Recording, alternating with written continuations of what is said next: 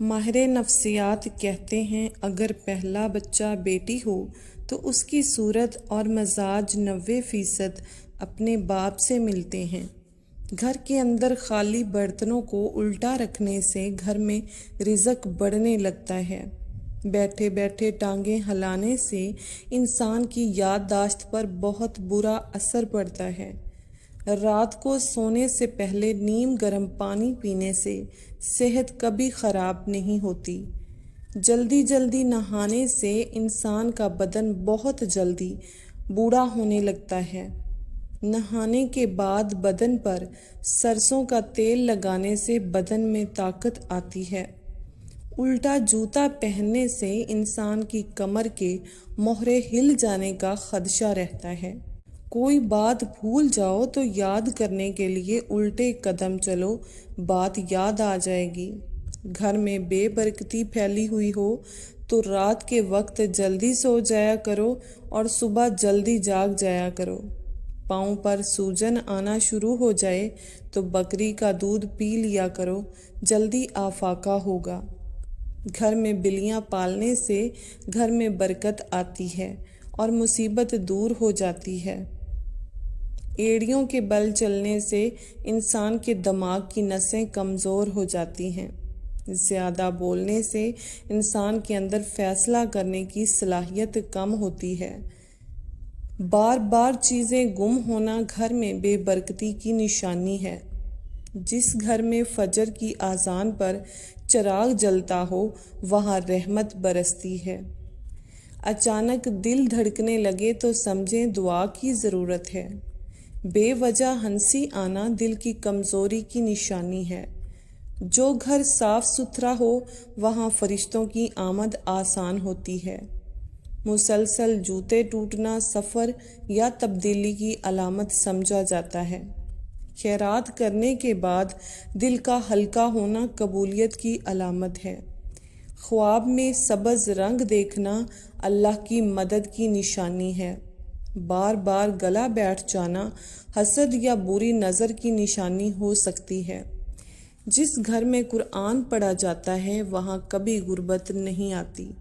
رزق کا رک جانا اکثر اوقات میں کمی کی وجہ سے ہوتا ہے۔ خواب میں بلی دیکھنا کسی خطرے کی علامت ہے۔ جس گھر کی خواتین باپردہ ہوں وہاں اللہ پاک کی خاص رحمت ہوتی ہے۔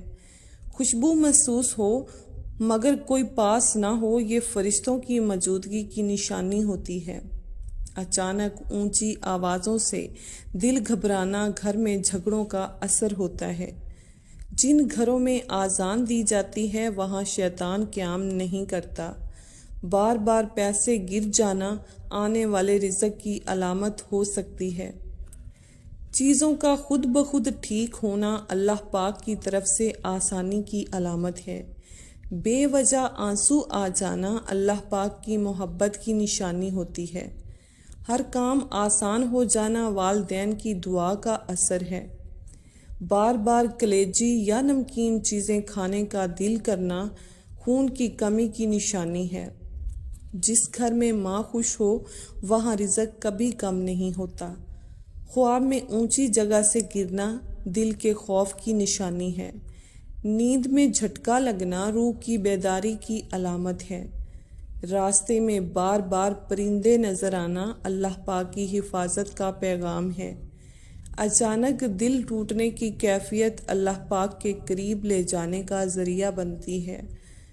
بار بار زکام ہونا کمزور مدافعت اور کمزور نیت کا ملا جلا پیغام ہوتا ہے۔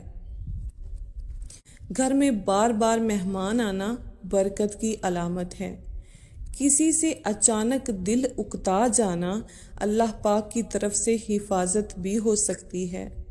دل کا نرم رہنا سب سے بڑی نعمت ہے اور ایمان کی علامت ہے۔